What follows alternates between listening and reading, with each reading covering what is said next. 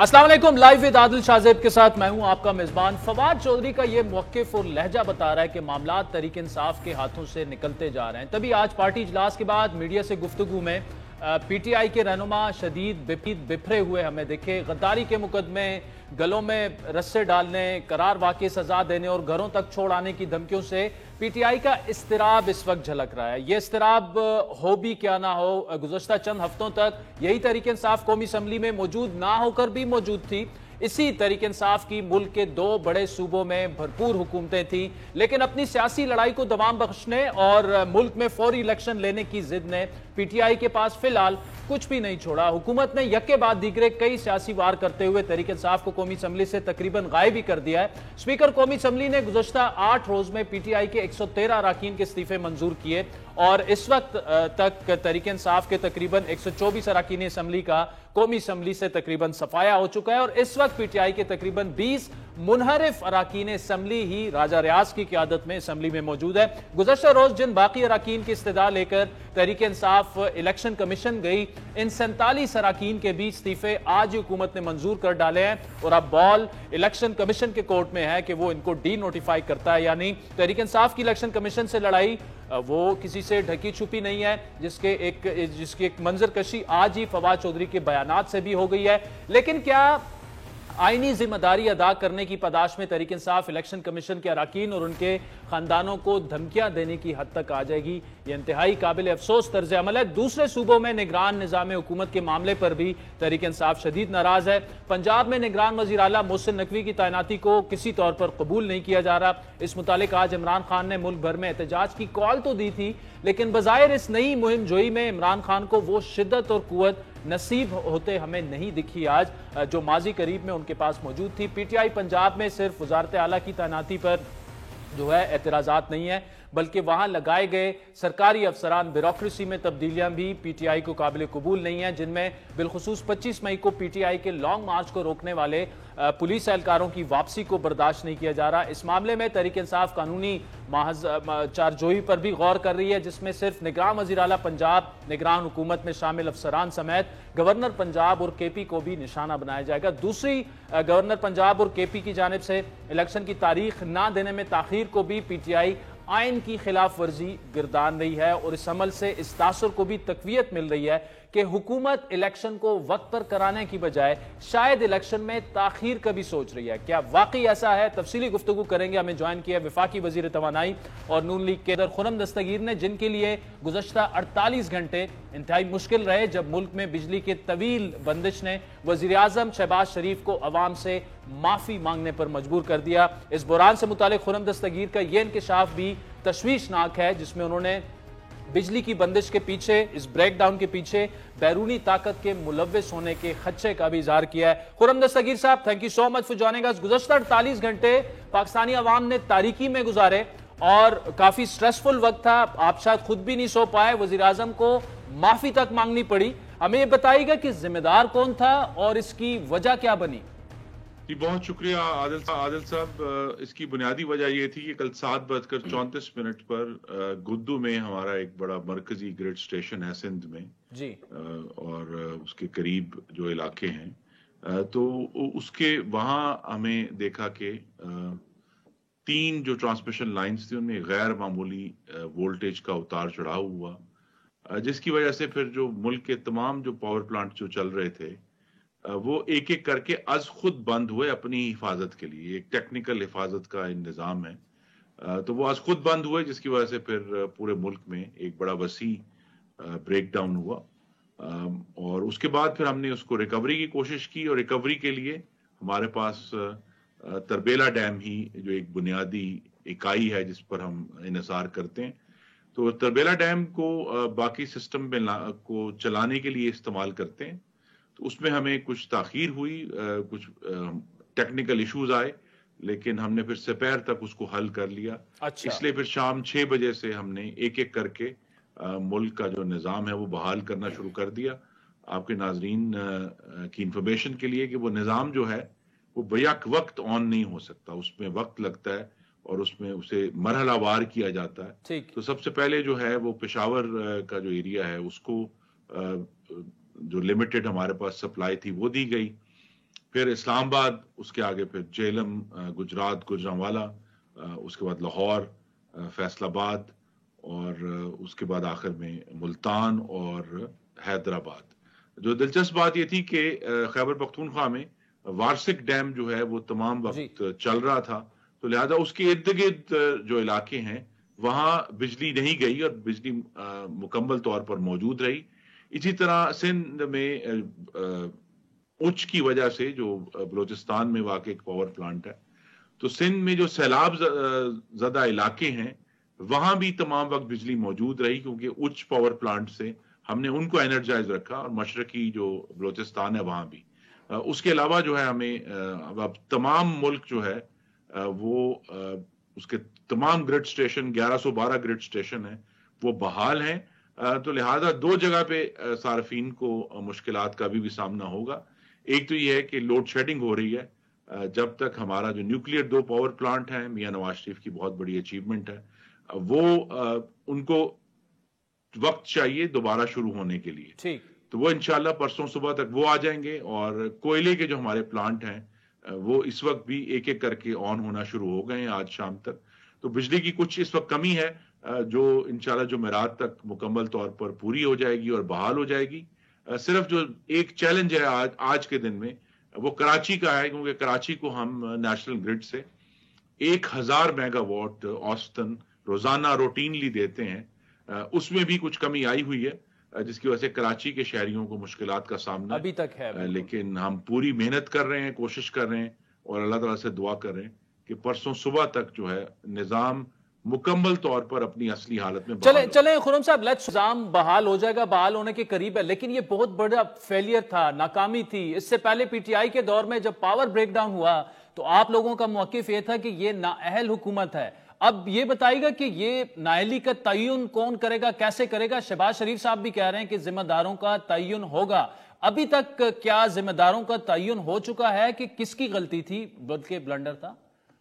دیکھیے، دو جگہ ذمہ داری کا تعین ہوگا. ایک تو یہ جو واقعہ ہے اس کے لیے جو ہمیں سندھ میں اور جنوبی پنجاب میں ہم نے آلریڈی تفتیش شروع کر دی ہے کہ یہ جو ایونٹ ہوا اس کی وجہ کیا ہے، اور اگر اس میں کچھ انسانی غلطی پائی گئی تو ذمہ داروں کو سزا ملے گی.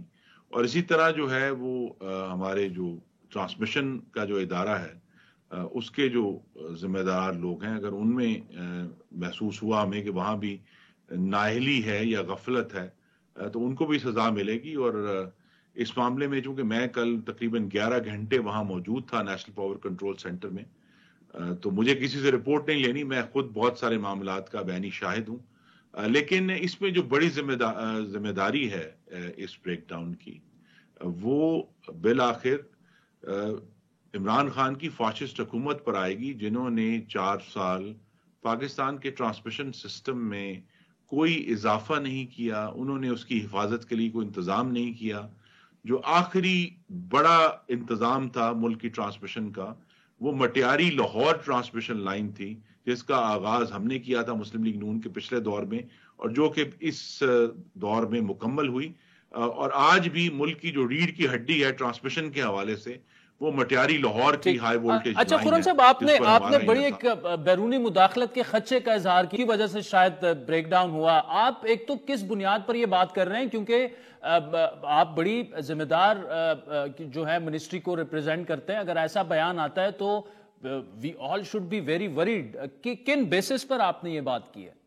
دیکھیے، میں نے ساتھ یہ بھی کہا کہ اس کا جو خدشہ ہے وہ بہت کم ہے، جو پروبیبلٹی ہے بہت کم ہے، لیکن اس کو ہم رول آؤٹ کر رہے ہیں. اور اس کی وجہ یہی ہے کہ ہمیں اس سے پہلے بھی ایکچولی حساس اداروں کی طرف سے ایک آپ کہہ سکتے ہیں کہ وارننگ دی گئی تھی کہ آج کے دور میں ملکوں کے جو ٹرانسمیشن سسٹمز ہیں، بجائے یہ کہ پاور جنریشن کو اٹیک کیا جائے، ٹرانسمیشن سسٹمز پر اٹیک ہو رہے ہیں، تو اس کے لیے تیاری کی جائے. لیکن ہمارا سسٹم ابھی اتنا زیادہ آن لائن ہے نہیں ہے جس کو کوئی ہیک کر سکے. لیکن بہرحال یہ ایسی پاسبلٹی ہے جو ہم حساس اداروں کے ساتھ مل کر اس پر بھی رپورٹ مرتب ہونا شروع ہو گئی ہے، اور اس کے بھی نتائج ہمارے سامنے آ جائیں گے.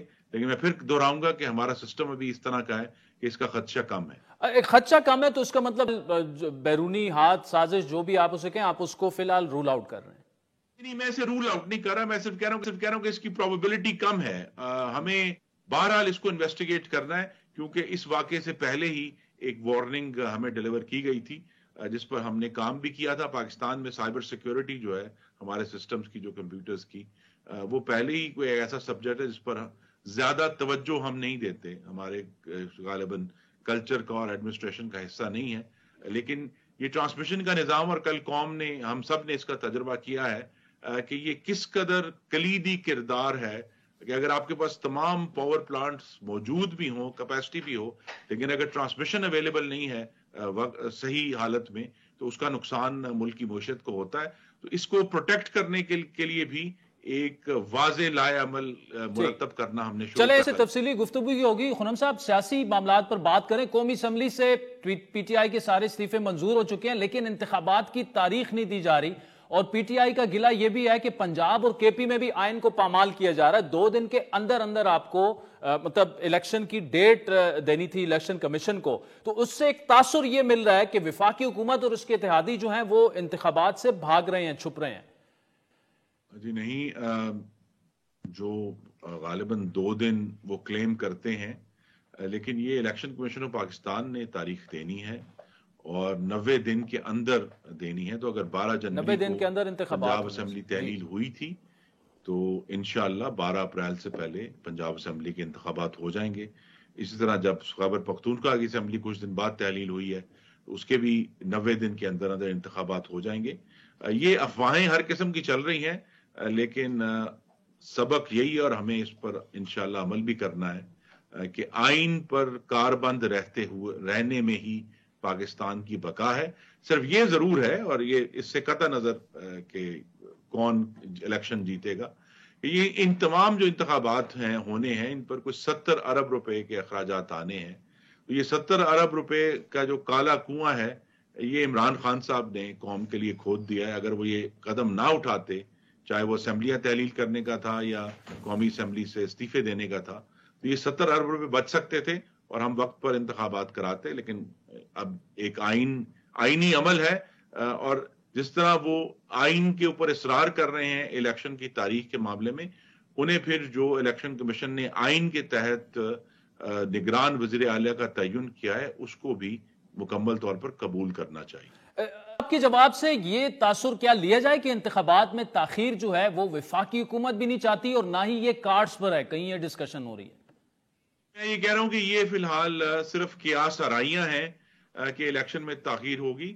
الیکشن جس طرح آئین کہتا ہے 90 دن کے اندر اندر انشاءاللہ دونوں صوبوں میں ہوں گے. خرم صاحب، آخر میں بتائے گا کہ آج بتایا گیا کہ آئی ایم ایف کی تمام شرائط کو ماننے کا فیصلہ ہو چکا ہے، کل شاید ڈالر کو بھی مارکیٹ بیسڈ کر دیا جائے گا.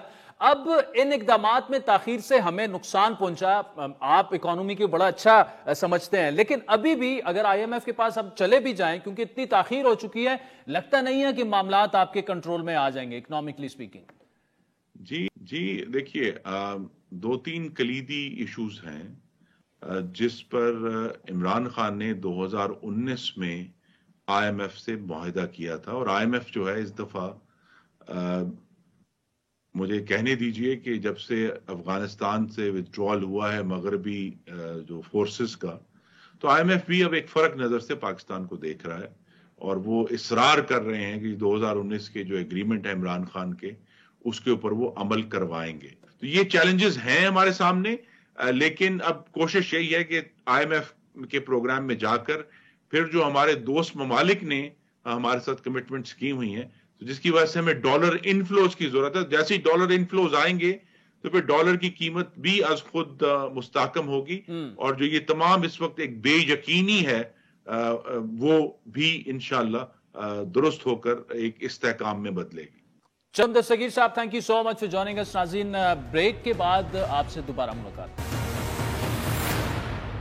Welcome back. ناظرین، کیا پی ٹی آئی کی خیبر پختونخوا حکومت نے سابقہ فاٹا کے لیے ترقیاتی فنڈ میں خرد برد کی؟ پی ٹی آئی کی وفاقی حکومت نے بھی قومی خزانے میں 14 ارب کی نقب لگا کر ایک نہیں، 2 نہیں بلکہ 24 ایم این اے کو نوازا. ہارس ٹریڈنگ کے خلاف بظاہر آواز بلند کرنے والے عمران خان خود بھی کیا ہارس ٹریڈنگ کرتے رہے، اور یہ سب کچھ عدم اعتماد سے پہلے عجلت میں کیا گیا. یہ وہ انکشافات اور الزامات ہیں جو حال ہی میں آزاد سینیٹر ہلال الرحمان کی جانب سے سامنے آئے. سینٹ کی ذیلی کمیٹی سیفران یا اسٹیٹ اینڈ فرنٹیئر ریجن کی کمیٹی کے سربراہ سینیٹر ہلال الرحمان کے یہ الزامات تحریک انصاف کے اس بیانیے پر بہت بڑا سوالیہ نشان ہے جس کے تحت شفافیت، میرٹ اور انصاف کا بول بالا کیے جانے کا ڈھنڈورا پیٹا جاتا ہے.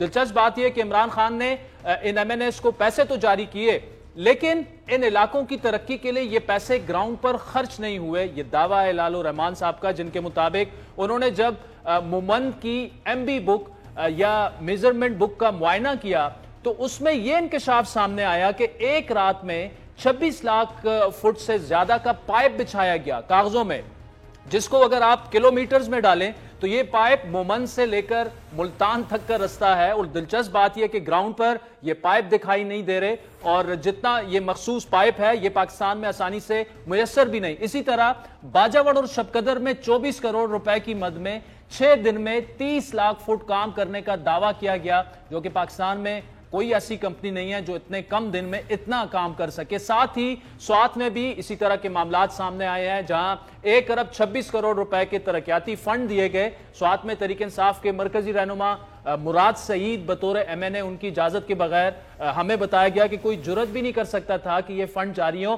دلچسپ بات یہ ہے کہ سوات میں جاری کیے گئے تمام چیکس جو کہ بطور سیکیورٹی جمع کرائے جاتے ہیں ترقیاتی اسکیموں میں وہ جعلی تھے. اسی طرح چارسدہ کے 2 ایم این ایز فضل محمد خان اور انور تاج کو بھی 2 ارب روپے جاری کیے گئے، جنہوں نے ڈاکومنٹس کے مطابق صرف 4 راتوں میں 30 لاکھ فٹ کا کام کیا، جو کہ گراؤنڈ پر اس طرح سے موجود نہیں ہے. اہم بات یہ کہ سینیٹر ہلال الرحمان نے گزشتہ برس نومبر میں ان معاملات سے متعلق وزیراعظم شہباز شریف کو خط بھی لکھا تھا اور ان کو یہ بتایا تھا کہ کے پی حکومت نے فاٹا کے فنڈ میں 2018 سے 2021 تک ان کے بقول مبینہ طور پر تقریباً 44 ارب روپے کی کرپشن کی ہے. اس متعلق تفصیلی گفتگو کریں گے. ہمیں خود جوائن کیا سینیٹر ہلال الرحمان، جبکہ پختونخوا کے سینئر صحافی بڑے معروف انویسٹیگیٹو جرنلسٹ ہیں فخر کاکا خیل بھی ہمارے ساتھ موجود ہیں. سینیٹر صاحب، یہ جو آپ دعویٰ کر رہے ہیں کہ 44 ارب روپے کی کرپشن ہے اور ہم یہ اسکرین پر ڈاکومنٹس بھی آپ نے جو مجھے بھجوائے ہیں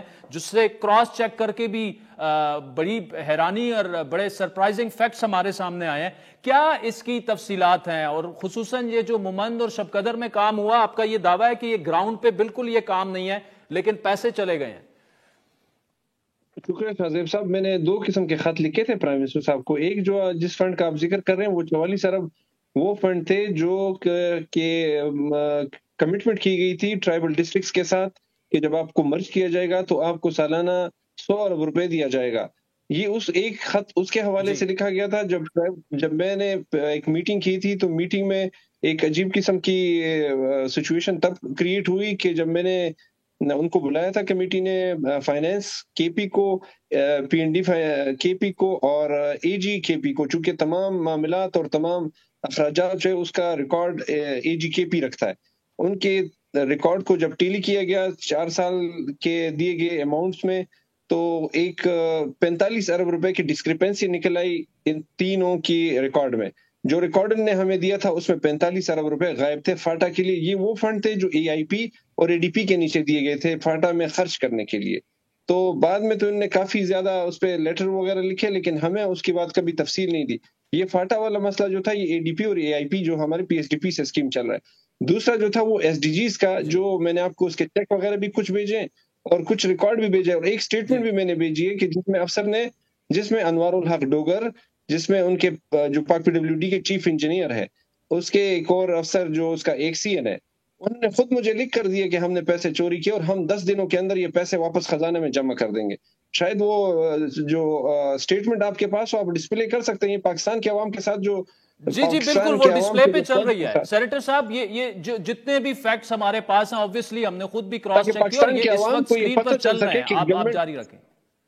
ہاں، پاکستان کی گورنمنٹ کے عوام کو پتہ چل گیا کہ ان کے ٹیکس کے دیے ہوئے پیسوں کے ساتھ یہ کیا کرتے ہیں، حکومتیں کرتی کیا ہے. اب یہ تو اس حکومت کے لیے ایک امتحان ہے کہ اگر پچھلی حکومت نے اس طرح کے فنڈ دیے، عوام کے پیسوں کے ساتھ مذاق کیا، تو بجائے اس کے کہ ان لوگوں کے خلاف کارروائی کرتی، ان لوگوں نے ان کو ترقیاں دی اور دوبارہ ان کو انہی پوسٹوں پہ اپوائنٹ کر دیا. اب منسٹر کو چاہیے، اب پی ایم کو چاہیے کہ موجودہ جو ہاؤسنگ کا منسٹر ہے اس کو اکاؤنٹیبل بنائے. میں تو اس سے مطالبہ اس کا کرتا ہوں کہ اس منسٹر کو اکاؤنٹیبل بنائے. اور جب انہوں نے اچھا سینیٹر صاحب ساتھ میں یہ بھی بتائیے گا کہ یہ جو 14 ارب کے فنڈز کی بات ہو رہی ہے کہ یہ عدم اعتماد سے 2-3 دن پہلے دیے گئے 24 MNAs کو اور بڑی بے دردی سے خرچ کیے گئے اور گراؤنڈ پہ یہ موجود بھی نہیں ہے, اس کی آپ تصدیق کر رہے ہیں, یہ آپ کا دعویٰ ہے؟ یہ ایک فیکٹ ہے سر. دیکھیں اگر آپ اس کی ایک ریشو چیک کریں سالانہ کہ ہر سال گورنمنٹ کتنی فنڈ دیتی رہی, تو اگر آپ 2018-19 کا چیک کریں تو وہ 5 ارب تھی, پھر اگر 19-20 کا چیک کریں تو 6 ارب تھی, پھر 20-21 کا چیک کریں تو وہ بھی 6 ارب ہے. اور جب آخری سال میں جب ان کی حکومت جاتی ہے تو اسی سال اگر آپ ریشو چیک کریں تو اسی سال انہوں نے جو ٹرانزیکشن کر ڈالی وہ 14 بلین کی تھی کے پی گورنمنٹ کو, جو ایس ڈی جیز. یہ تو میں نے صرف آپ کو خیبر پختونخوا کے حوالے سے بتایا, اگر آپ پورے پاکستان کا چیک کریں گے تو شاید وہ اس سے زیادہ نکلے. میں نے تو صرف کے پی کا چیک کیا. اچھا مجھے فخر صاحب کو بھی ان سے بھی کمنٹ لینا, لیکن یہ جو بات ہے کہ جی مومند میں ایک ایسی پائپ بچھائی گئی ہے تقریباً بہت اتنی وہ ہے کہ وہ ملتان تک پائپ لائن جو ہے وہ بچھ سکتی ہے, لیکن وہ ہے نہیں, کیا یہ درست بات ہے؟ سر یہ ایسا ہے کہ انہوں نے ایک ڈمی PC1 بنائے تھے, یہ جتنے بھی PC1 ہے تقریباً ڈمی PC1 ہے, اور اس PC1 پہ سر چونکہ جب تک آپ اس وقت تک سے اماؤنٹ نہیں, فائنینس اس وقت تک اماؤنٹ ریلیز نہیں کرتی جب تک DWP کے منٹس اور اپرووڈ PC1 نہ آتے, تو انہوں نے ڈمی PC1 پر انہوں نے پیسے اسی چکر میں انہوں نے ٹرانسفر کر دیے KP کو, ڈمی PC1 کو DWP کی میٹنگ کے منٹس کو شو کرتے ہوئے. اب جب مومند کی ہم نے چیک کیے تو مومند میں تو پائپ کا تو نام و نشان نہیں تھا, لیکن جس پائپ کا یہ ذکر کرتے ہیں نا یہ PN16 کا, یہ PN16 اویلیبل نہیں ہوتا, یہ آپ کو ڈیمانڈ پہ بنانا پڑتا ہے. آپ ڈیمانڈ کرتے, یہ اس کا مٹیریل اویلیبل کرنا, مطلب اگر آپ اس کی لینتھ لے لیں 850 کلومیٹر یا 26,50,000 فٹ, یہ تو اگر آپ ٹرکوں میں لاد کے لیں تو یہ تو 100 ٹرکوں سے زیادہ بنے گا, 100 ٹرکوں سے زیادہ بنے گا. تو مومند کے اور یا پورے ہمیں پتہ ہے کہ کب مومند میں ٹرک آئے اس کے پائپ کے, تو اس کے لیے پتہ نہیں کتنے. اچھا فخر کا خیل صاحب یہ جو ٹھیک ہے, دیکھیں ہم نے تو دیکھا کہ تحریک انصاف کا ایک ہی نعرہ تھا کرپشن فری پاکستان, لیکن یہ جو سینیٹر صاحب اور یہ جو ڈاکومنٹس بالکل سکرین پہ بھی چل رہے ہیں اور ہم نے اس کو خود بھی کراس چیک کیا, اور پھر صرف مومند نہیں, چارسدہ, پھر سوات, ایسی اسکیمیں اربوں لگ گئے, لیکن گراؤنڈ پر وہ چیزیں موجود نہیں ہیں. آپ سے سننا چاہیں گے, بلکہ میں خود بھی پرسوں پشاور گیا تو زبان زد عام ہے یہ کرپشن کے قصے, کیا ان میں کوئی حقیقت ہے, ویٹیج ہے؟ بالکل جس طرح سینیٹر صاحب نے ڈاکومنٹ دکھا ہے اسی طریقے سے ہمارے پاس بھی جی سینیٹر صاحب, فخر صاحب جی میں آپ کے پاس آتا ہوں, فخر کا کھیل سے پوچھ رہے ہیں جی. موجود ہیں. آپ کو یاد ہوگا کہ BRT پروجیکٹ جو ان کا فلیگ شپ پروجیکٹ تھا, اس پر ان کی سیٹنگ حکومت کے دوران ہی انکوائریاں بیٹی, ہائی کورٹ تک کیس چلا, لیکن اس اوپر سے دباؤ تھا وہ دبایا گیا. جس جو BRT پروجیکٹ تھا جس کو 20-24 ارب روپے میں مکمل ہونا تھا, آج 70 ارب تک پہنچ گیا ہے اور مکمل نہیں ہو پایا. اس کے ساتھ ساتھ سٹنگ گورنمنٹ میں نہیں کہ دور اقتدار میں, کیونکہ یہ 10 سالہ پروجیکٹ تھا, تو جو پاکستان میں تو اس نے اپنی دوسری ٹرن اوور نہیں لی, لیکن یہاں پر انہوں نے اپنی دوسری ٹرن اوور بھی مکمل کر لی. اب ہم دیکھتے ہیں کہ بلین ٹریز پروجیکٹ وہ بھی اربوں کے ہی قصے ہیں, مطلب وہ کروڑوں والی بات ختم ہو گئی ہے, اربوں پہ آ گئی ہے. خود ان کے وزیر خزانہ کہہ رہے ہیں کہ ہمیں جب حکومت ملی تو تمام جماعتوں کی حکومتوں کو ملا 10 سال ملا کر وہ 100 ارب روپے کی قرضہ تھا, لیکن آج خود وہ کہتا ہے کہ 350 ارب تک یہ قرضہ پہنچ گیا ہے, جبکہ دستاویزات جو بتا رہے ہیں اور جو اپوزیشن دعویٰ کر رہی ہے ان کے مطابق 1000 ارب تک یہ قرضہ پہنچ گیا ہے. دوسری آج کی میں بات کر لوں, حالت یہ ہے گورننس کی, کرپشن کی تو میں نے بات کر لی کہ بے پناہ کرپشن ہے. جو ان کو جو فلیگ شپ پروجیکٹ ہے اس پر باقاعدہ عدالتوں میں کیسز چل رہے ہیں, لیکن لگتا ایسے ہے کہ جو ادارے ہیں اب بھی ان کی پشتپناہی کر رہے ہیں. جس طرح خٹک صاحب کو ہم نے دیکھا, وہ آئے اور انہوں نے سیٹ اپ تیار کر لیا خود. کیا آپ یہ سمجھتے ہیں کہ ایک نوشہرہ میں Qazi Hussain Ahmad medical training institute کے جو میڈیکل کالج کے ڈین ہیں وہ ایکچوئل ڈینٹل ڈاکٹر ہیں، ڈینٹل ڈاکٹر کو، اور اس پر خود برکی نے، نوشیروان برکی نے جو اس پورے نظام کے کرتا دھرتا تھے MTI، آج حالت یہ ہو گئی کہ 58 کے قریب جو ہاسپٹلز ہیں ان کو نچکاری کے حوالے کر دیا گیا ہے۔ آپ دیکھیں LRH lady reading hospital Peshawar جو صوبے کا سب سے بڑا ہاسپٹل ہے، یہاں تک حالت ہو گئی ہے کہ وہاں پر مریضوں کو انستیزیا نہیں مل رہا تھا۔ انستیزیا یہ وہ ہاسپٹل تھے جن کو مثالی بنانا تھا، لیکن بدقسمتی سے مجھے فخر کاکا خیل صاحب یہ بتائے گا کہ کچھ ایسے دعوے جا رہے ہیں کہ جاتے جاتے 24-48 گھنٹوں میں ایسی DGs کی مختلف وزارتوں میں تعیناتیاں کی گئیں، اس میں سنا کہ کروڑوں کے کمیشن بھی انوالو ہیں، کچھ پلاٹس بھی انوالو ہیں۔ یہ صرف افواہیں ہیں یا واقعی جاتے جاتے اجلت میں اس طرح کی چیزیں ہوئی ہیں؟ نہ کروڑوں کی نہیں جناب، اربوں کی۔ آپ نے جس طرح سینیٹر ہلال الرحمان نے کہا، جتنے بھی سرکاری ٹھیکے تھے فاٹا کے اندر، جس میں اوبیسلی وہ اربوں روپے کے ٹھیکے تھے، اس میں اب ٹھیکیداروں کو ہزار روپے ڈال کے، اور جیسا کہ آپ نے بھی ذکر کیا کہ جعلی چیکوں سے اتنی بڑے پیمانے پر رقم جب خزانے میں نہیں تھی تو لوگوں کو لوٹا گیا۔ میرے پاس ایسے ثبوت موجود ہیں، آپ صحت کے شعبے میں جائیں، تعلیم کے شعبے میں جائیں، جاتے جاتے یہ آخری 2-3 دنوں میں جو بندربانٹ ہوئی ہے، پیسوں کی دھڑا دھڑ پیسے لیے گئے، صحت کے شعبے میں پیسے لیے، لاکھوں کی جو رقم تھی، لیکن اگر آپ اس کے والیوم کو دیکھیں اوورال تو وہ اربوں روپے کی بنتی ہے آخری 2-3 دنوں کی۔ اہم تعیناتیاں، پوسٹنگ ٹرانسفر، ممبرشپس، مختلف ٹیکے، کانٹریکٹس، اب وہ ٹھیکیدار آگے جا کر روئیں گے کیونکہ حکومت ختم ہو گئی، نئی جو حکومت آئے گی اس کے پاس پیسے نہیں ہیں، اور انہوں نے کک بیکس میں، بیک ڈیٹ میں، کک بیکس میں قیمت میں ان سے اپنے کمیشن پکے کر لیے اور نکل گئے۔ جس طرح میں نے ذکر کیا کہ جو اچھا سینیٹر صاحب، آخری کمنٹ آپ سے کہ یہ تو ڈاکومنٹری پروف اور یہ سارے ہیں، تو نیب کیوں پھر ابھی تک خاموش رہی ہے، یا یہ کیوں ادھر کاروائیاں نہیں ہو رہی؟ سر یہ وہی لوگ ہیں جو اب تک منسٹری میں بیٹھے ہوئے ہیں، اور منسٹری میں کارروائی کرنے والے لوگ ان کے خلاف نہیں، اور منسٹر خود ان کے ساتھ مل چکا ہے۔ اس کا تو یہی ہے کہ اگر منسٹر کو پتا ہے، منسٹری ہاؤسنگ اینڈ ورکس نے اس پہ منٹس لکھ دیے، ڈائریکشن ایشو کر دیا کہ فل فور سسپینڈ کرے، انکوائری کھولے۔ اب جن لوگوں کے خلاف انکوائری کھولی گئی ہے ان کے خلاف کارروائی نہیں، ان کو تو پروموشن کیا جا رہا ہے۔ کل پرسوں میں ایک نوٹیفیکیشن دیکھ رہا ہوں، تمام لوگوں کو پروموٹ کیا جا رہا ہے۔ اب اس کا مطلب ہے تو کہ انہوں نے تو وزارت کو اور سیکٹری کو سب کو خوش کر رکھا ہے۔ سینیٹر ہلال الرحمان صاحب، فخر کاکا خیل صاحب، بہت بہت شکریہ، بڑی ریویلنگ ڈیٹیلز ناظرین اور ڈاکومنٹری ایویڈنس کے ساتھ۔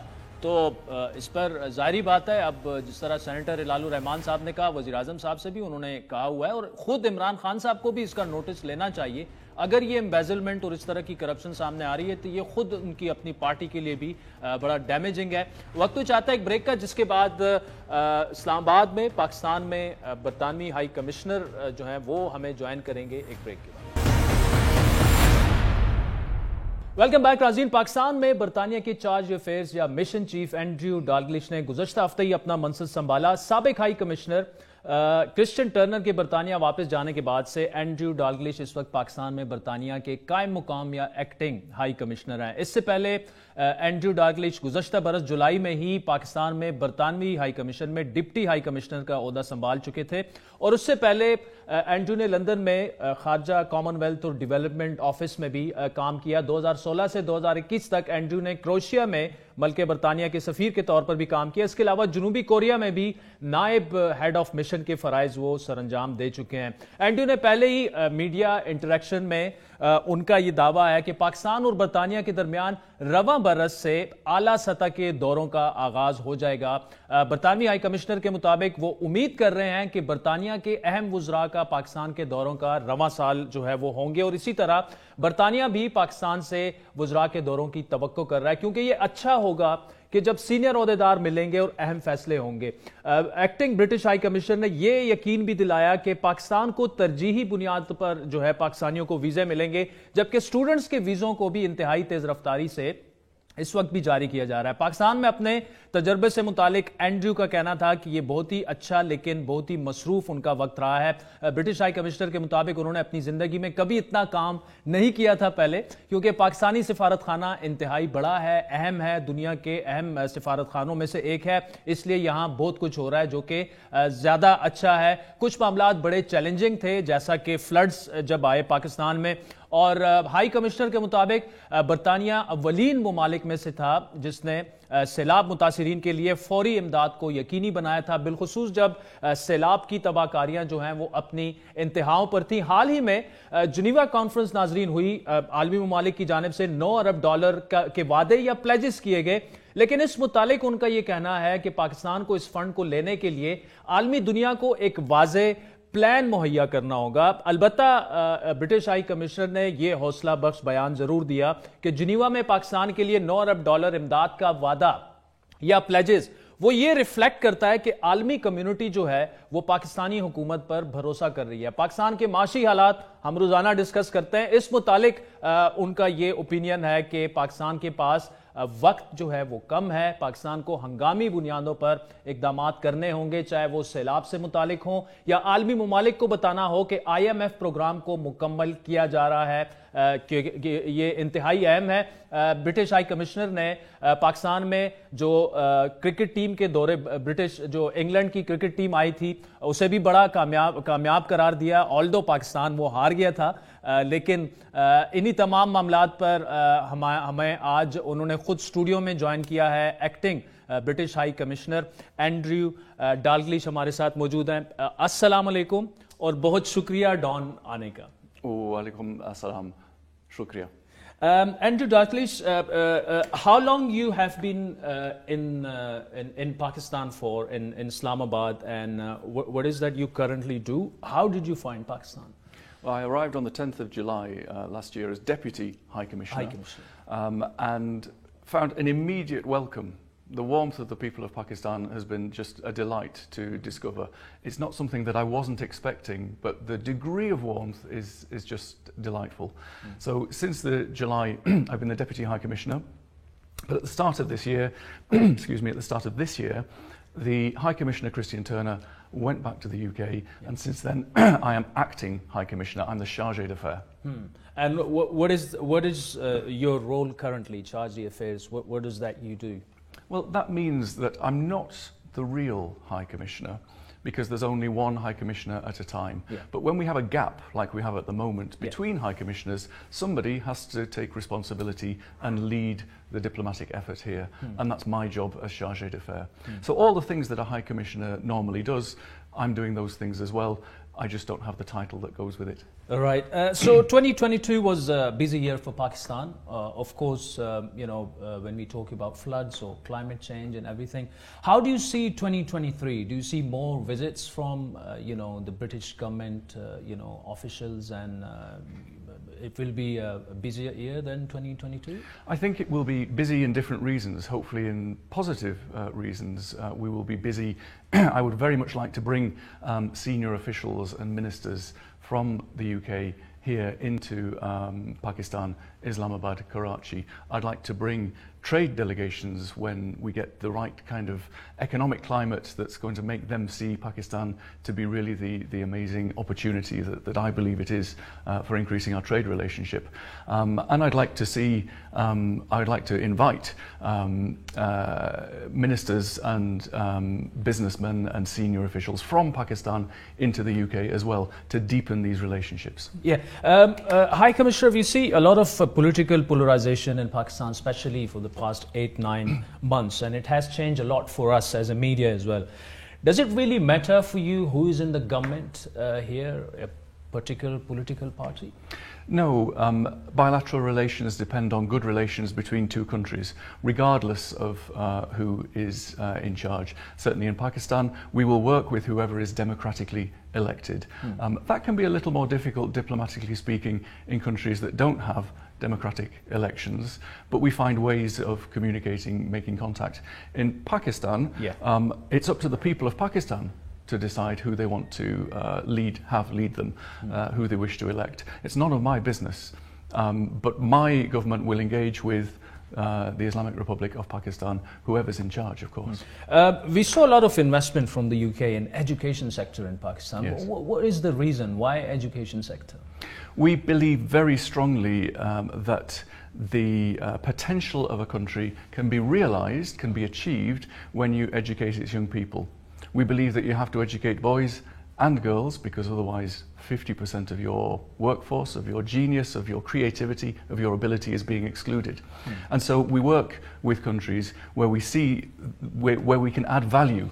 And the value that we've added in recent years amounts to £700 million of support into the education sector, and that's helped us help Pakistan educate over 11 million primary school children and several million students as well. We've helped raise the ability of teachers to do their job well, working again with the Pakistan government to do that, different Pakistani governments to do that.